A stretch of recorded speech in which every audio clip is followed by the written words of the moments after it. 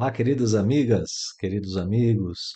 Estamos iniciando agora o nosso estudo semanal de O Livro dos Médiuns, aqui através do canal Espiritismo, Estudos para a Vida. Sejam muito bem-vindos.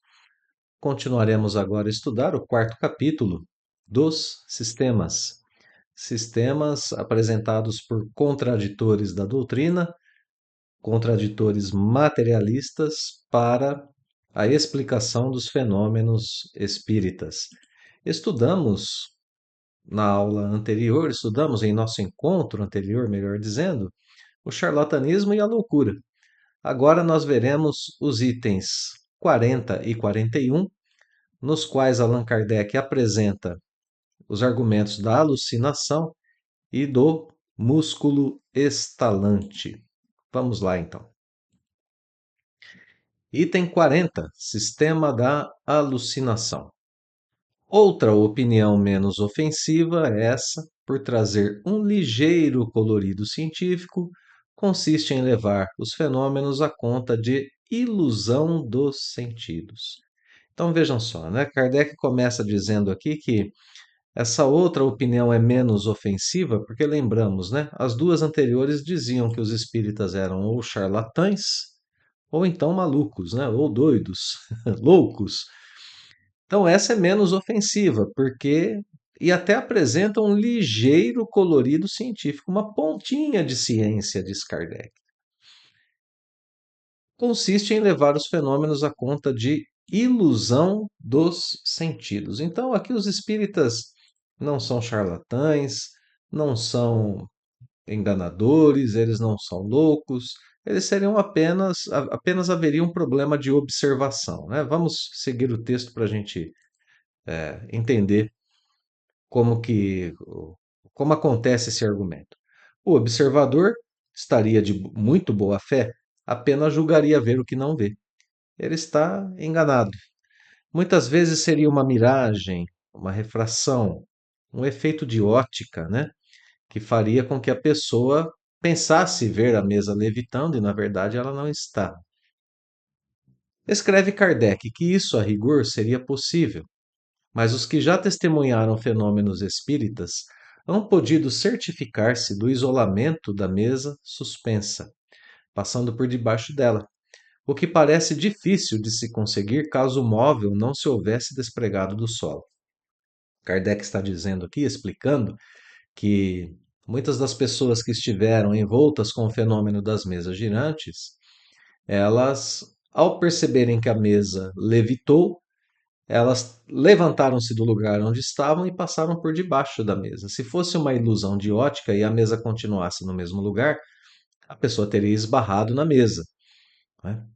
Por outro lado, muitas vezes tem sucedido quebrar-se a mesa ao cair. Dar-se-á que também aí nada mais haja do que simples efeito de ótica? Então, o que há de contrário a esse argumento da enganação dos sentidos é o fato, né?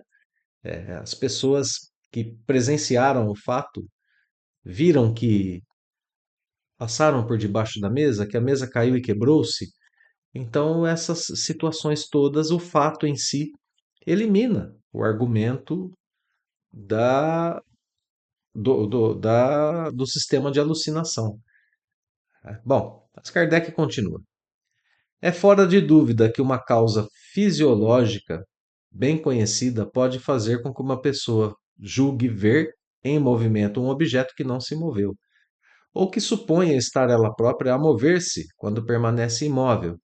Mas quando rodeando uma mesa muitas pessoas a veem arrastada por um movimento tão rápido que difícil se lhes torna acompanhá-la, ou que mesmo deita alguma delas ao chão, poder-se-á dizer que todas se acham tomadas de vertigem, como um bêbado que acreditaria estar vendo a casa em que mora passar-lhe por diante dos olhos?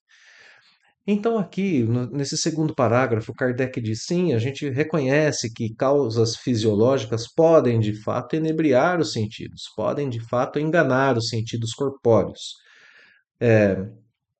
Mas acontece que nem sempre isso pode ser atribuído como causa, principalmente quando há uma reunião de indivíduos que testemunham o mesmo fenômeno. Uma alucinação individual não é capaz de explicar fenômenos verificados coletivamente por várias pessoas ao mesmo tempo. Então, são dois pontos aqui, né, de refutação para essa explicação. Primeiro, a reunião de muitas pessoas, ou melhor ainda dizendo, né, em primeiro lugar, a verificação de que o fenômeno nem sempre pode ser explicado por um evento óptico, porque existem outras características, como a mesa que quebrou, a pessoa que passou por debaixo. E num segundo momento, a reunião de muitas pessoas. Então, essa questão, né, essa explicação pelo sistema através do sistema de alucinação é uma explicação que não funciona para todos os fenômenos, embora ela tenha um ligeiro colorido científico. Parece ser plausível uma explicação científica através da ilusão de ótica para alguns fenômenos, mas ela não explica todos os fenômenos e não explica as circunstâncias nas quais acontecem os fenômenos das mesas girantes e os demais fenômenos que a gente possa pensar de fenômenos de contato com o plano espiritual. Muito bem, vamos então para o sistema seguinte, né? O sistema do músculo estalante. Esse aqui é um sistema bem curioso de explicação dos materialistas. Um sistema que é um tanto quanto curioso, né? Vamos lá. Sendo assim, pelo que toca à visão, de outro modo não poderia ser. Pelo que concerne à audição. Então, estávamos analisando, né, a visão e agora um outro sentido, o sentido da audição. Sigamos.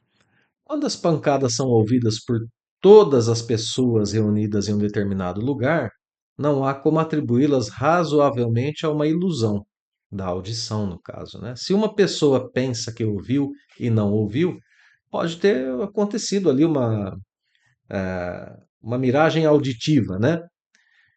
Mas se todos ouviram, não é possível.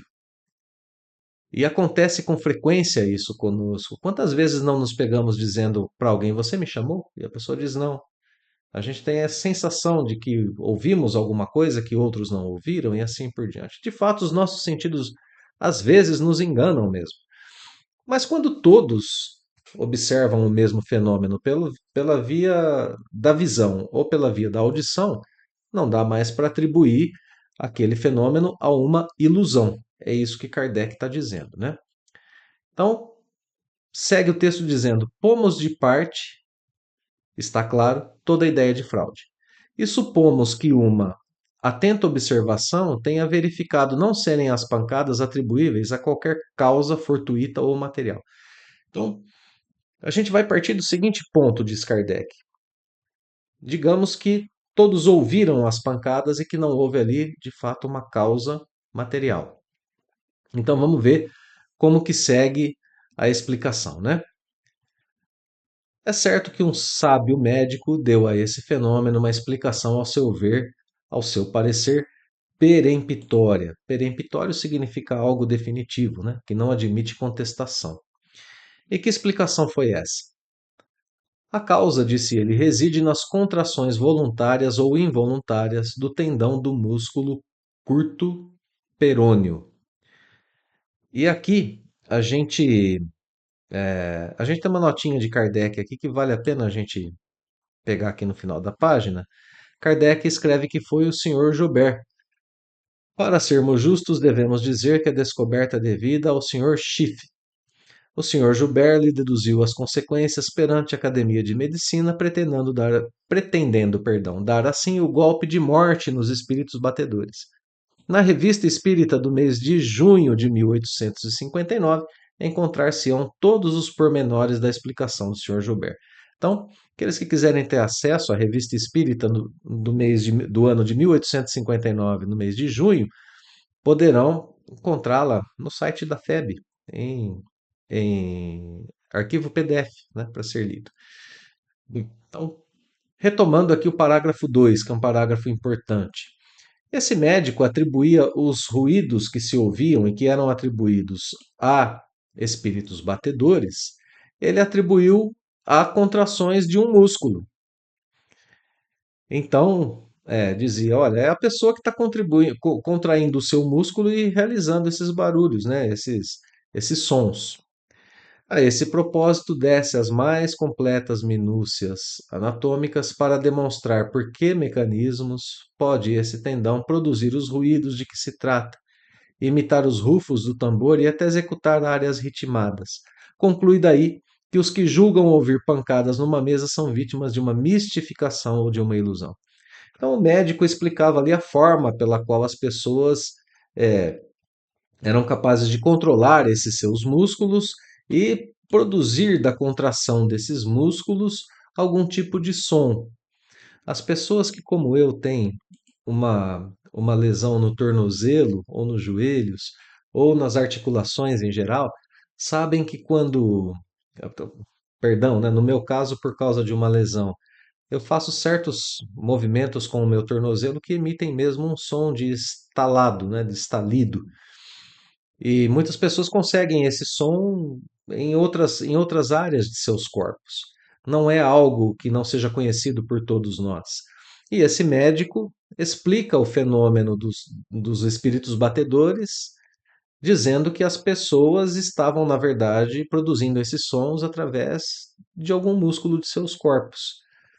E ele desce na fisiologia, como disse Kardec, né, para explicar como isso é possível e tudo mais. Bom, sigamos o texto. O fato em si mesmo não é novo. Infelizmente, para o autor dessa pretendida descoberta, sua teoria é incapaz de explicar todos os casos, assim como nós acabamos de apreciar no estudo anterior a respeito das mesas girantes. Diziam: olha, a mesa girante é uma ilusão. E então alguém disse: não, ela não pode ser ilusão porque a mesa levitou e eu passei por debaixo dela. Se ela ainda estivesse no chão, eu teria esbarrado nela, se fosse, né, uma ilusão de ótica. Da mesma forma com os fenômenos auditivos. Por que eles não explicam todos os casos? Kardec começa a refutar, né, a ideia. Antes de tudo, as pessoas que têm essa estranha faculdade de fazer que seu músculo curto perôneo ou qualquer outro estale à vontade são indivíduos excepcionais. Não é todo mundo que consegue fazer isso. Algumas pessoas conseguem, outras não. E os fenômenos de espíritos batedores se davam na época de Kardec em muitos lugares no mundo todo. Seria necessário que existissem muitos indivíduos dotados dessa faculdade no mundo todo para que isso acontecesse, né? Enquanto que muito comum é a de fazer-se que uma mesa dê pancadas e que nem todos, dado que alguns exista, dos que gozam desta última faculdade, possuem a primeira. Então, é o que Kardec está dizendo, o fenômeno espiritual tem em todos os lugares, né? Precisaria ter pessoas com essa capacidade em todos os lugares. O fenômeno era muito observado para que tivessem tantas pessoas com essa capacidade, né? É interessante notar que, para os fenômenos da mesa girante, os materialistas falavam sobre uma ilusão de ótica. Para o fenômeno dos espíritos batedores, se fala em uma ilusão auditiva, né? Continua refutando essa ideia Allan Kardec. Em segundo lugar, o sábio doutor esqueceu de explicar como o estalido muscular de uma pessoa imóvel e afastada da mesa pode produzir na mesa vibrações sensíveis a quem a toque. Então as pessoas estavam com as mãos colocadas na mesa, a pessoa do músculo estalante muitas vezes não, e quem estava tocando a mesa sentia vibrações na mesa. Como esse ruído poderia repercutir, né, do músculo da pessoa para a mesa? Então, é uma explicação que não se deu, né? Continua Kardec. Como pode esse ruído repercutir à vontade dos assistentes nas diferentes partes da mesa, nos outros móveis, nas paredes, no forro, etc. Essas vibrações não eram sentidas só na mesa, né? Repercutia também nas paredes, no forro e assim por diante, em outros móveis. Outro ponto: como finalmente a ação daquele músculo pode atingir uma mesa em que ninguém toca e fazê-la mover-se? Então, são outros fatos que acontecem durante as comunicações através de pancadas que não são levados em consideração pelas pessoas que explicam através dos músculos estalantes, né? Conclui Allan Kardec. Em suma, a explicação a que nos reportamos, se de fato o fosse, apenas infirmaria o fenômeno das pancadas, nada adiantando com relação a qualquer dos outros muitos modos de comunicação. Então, ainda que aceitássemos, né, essa explicação dessa habilidade muscular, isso explicaria os ruídos, alguns fenômenos, e não todos. E, portanto, mais uma vez, a explicação é insuficiente para abranger toda a qualidade, todas as características dos fenômenos existentes. Último parágrafo, meus amigos. Sigamos com Kardec. Reconheçamos, pois, que ele julgou sem ter visto ele, o doutor, né, que deu essa explicação do músculo estalante, ou sem ter observado tudo e observado bem. É sempre de lamentar que homens de ciência se afoitem a dar, do que não conhecem, explicações que os fatos podem desmentir.